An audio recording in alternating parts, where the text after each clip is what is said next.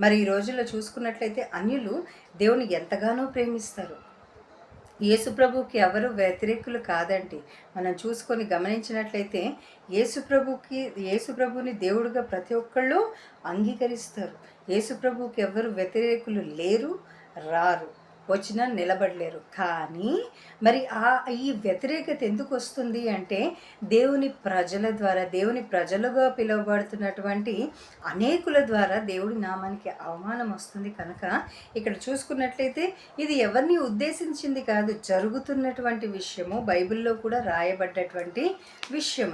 ఇక్కడ చూసుకున్నట్లయితే దేవుని ప్రజలు దేవుని మాట విననొల్లక అపజయము పాలై బందీలైనారు.